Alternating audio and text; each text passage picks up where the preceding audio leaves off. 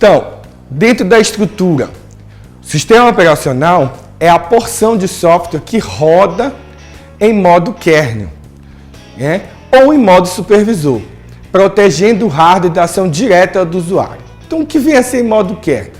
O sistema operacional ele se divide em dois modos.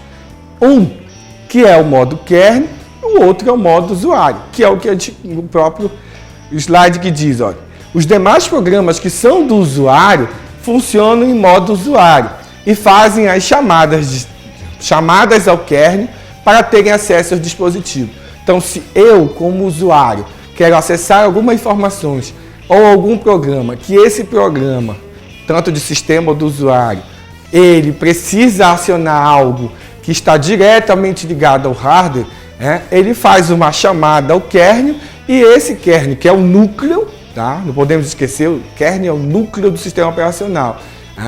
Ele é que vai fazer as demais solicitações que o usuário necessita. Tá? Então, quais são as funções além do sistema operacional? Tá? Como ele é visto como uma máquina estendida, uma máquina virtual, então ele precisa fornecer uma abstração de alto nível dos recursos de hardware que a máquina possui, livrando o programador dos detalhes do funcionamento dos mesmos. Ou seja, o programador ele não tem que entender de que forma aquele hardware, aquele dispositivo que está instalado na máquina vai funcionar. Porém, ele só tem que saber que comunicação é feita para que ele funcione. Tá? Além, o sistema operacional, além de ser uma máquina virtual, ele propicia uma visão top-down, uma visão do topo, tá? Do topo para uma coisa mais pequena, micro. Então, é uma visão do grande para o menor, uma visão top-down. Além de fornecer uma visão dos discos com uma coleção hierárquica de arquivos. Que discos são esses? Do nossos HD. Nosso HD, vocês vão saber, ou se não sabem, os nossos HD eles são por dentro, são discos que são guardados, as informações são gravadas de forma óptica lá naqueles espaços. Só que para nós, usuários, a gente não precisa entender como ele faz. Mas o sistema operacional ele é o responsável, é a função dele fazer essa visão para nós. Então, por isso que quando a gente vai lá no Windows, vai lá na internet, no Windows Explorer, a gente consegue ver como é que está cada arquivo guardado e formatado. Tá? Além de mostrar para a gente os arquivos por nome, de que forma eu posso manipular, renomear, apagar, editar, fazer a abertura, abrir ou não, fechar, fazer a leitura desses arquivos. Então, todos esses dados, todas essas funções, todas essas características são funções do sistema operacional. Para isso também, como ele é um gerente de recursos, como ele é uma máquina que vai gerenciar todos os recursos de hardware, então ele precisa fornecer um esquema de alocação dos recursos. Quais são esses recursos? Os processadores, as memórias, os dispositivos de entrada e saída, para que os processos, quando solicitados ou quando eles são criados, não façam nenhuma inconsistência entre um e o outro. Então, essa forma de gerenciamento desses dispositivos, desses recursos, é o sistema operacional que vai fazer. Além de estabelecer critérios para o uso desses recursos. Não é qualquer um que vai chegar lá ou todo mundo ao mesmo tempo vai fazer o uso de uma impressora ou de um monitor. Vai ser concorrente em tempos bem pequenos, mas eles vão tentar trabalhar simultaneamente. Além da ordem do acesso, vamos lá, chega um processo, foi solicitado, foi aberto, ou seja, você pediu para imprimir alguma coisa. Qual é a ordem? Quem pediu primeiro? Foi você? Foi o outro usuário? O outro? Então é essa forma de controlar esses recursos, que é o sistema operacional que vai fazer. Além de impedir qualquer violação do espaço de memória. Então a gente tem que ter muito cuidado que o sistema operacional ele faz isso, ele protege de qualquer outro programa ou faça o mesmo uso, ou violando os dados, manipulando os dados sem ter realmente acesso. E aí, nessa estrutura, vai entrar um outro recurso que o sistema operacional tem, que é a gerência e proteção dos dispositivos. E nessa característica de função que eu acabei de falar para vocês, é uma visão bottom-up, uma visão do pequeno para o maior, uma visão mais pontual. A gente consegue entender mais pontualmente como funciona, como o sistema operacional trabalha. Gente, agora a gente entra num tipo de sistemas operacionais, né?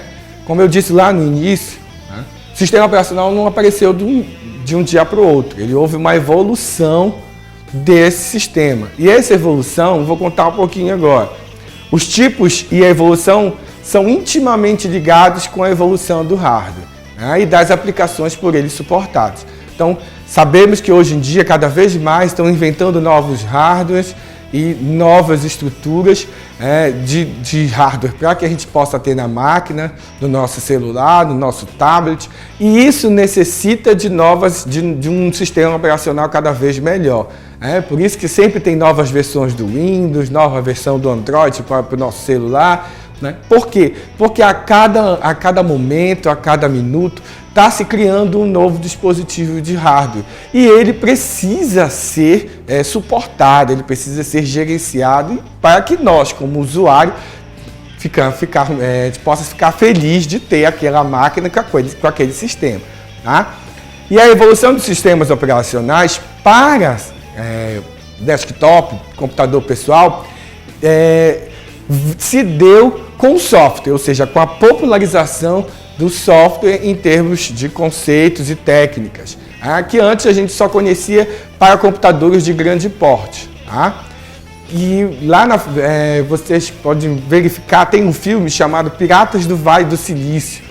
Ele conta muito a história e o aparecimento do sistema operacional, principalmente do Windows, criado, desenvolvido pelo Bill Gates, além de um paralelo com a Apple. Então eu recomendo que vocês, se puderem baixar, verifiquem aí, é um filme muito interessante.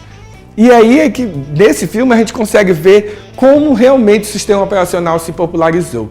Ele se deslumbrou pelo advento do software que foi evoluindo.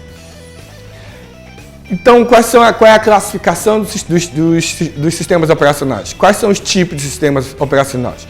Nós vamos ter sistema operacional monoprogramáveis ou monotarefa, sistemas multiprogramáveis ou multitarefa e sistemas com múltiplos processadores. Essas são três classificações de sistemas operacionais.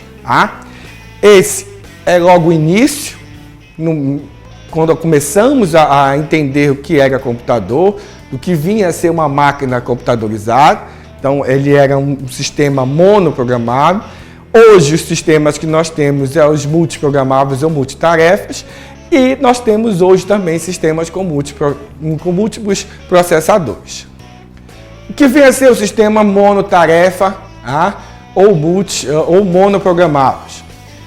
Este cara, ele era responsável por executar apenas uma única tarefa por vez. Por isso que a gente determina, como monotarefa. Então ele vai executar uma tarefa de cada vez.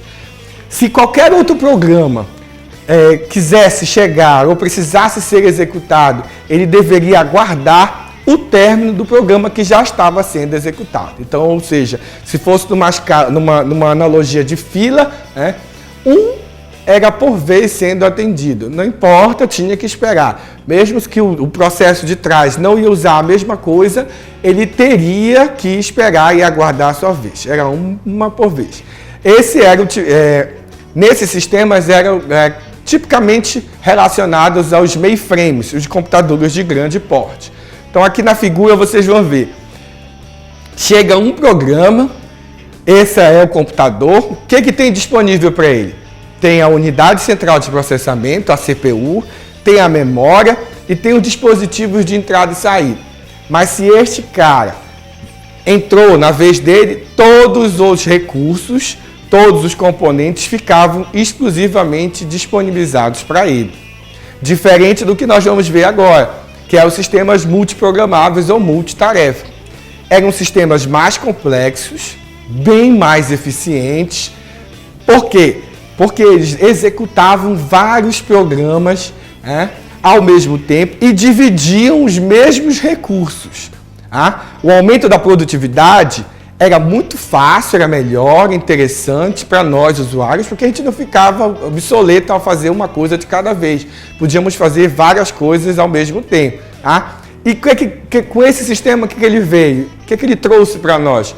Principalmente a redução de custo. Então, hoje, com a evolução disso, nós conseguimos ter máquinas mais interessantes e mais baratas em termos economicamente e financeiros.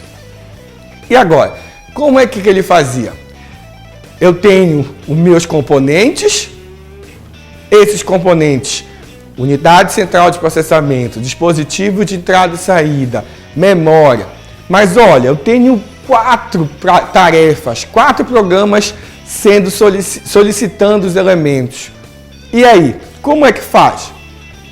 O sistema operacional ele fazia a triagem, o gerenciamento disso e verifica se esse programa aqui ele só precisa guardar algo em memória, ou seja, um Word, um arquivo no Word que você está gravando, você está salvando, mas só está precisando usar a memória. Fica disponível a unidade central de processamento e o dispositivo de entrada e saída. Tranquilo. Se outro programa estiver entrando e solicitar uma impressão de alguma coisa, ele vai conseguir jogar, ele vai conseguir atender ao mesmo tempo. Por isso que hoje a gente consegue fazer várias coisas ao mesmo tempo. Não é ao mesmo tempo. É em fração de tempo bem pequena em diferenças entre um e outro. Nanosegundos de diferença.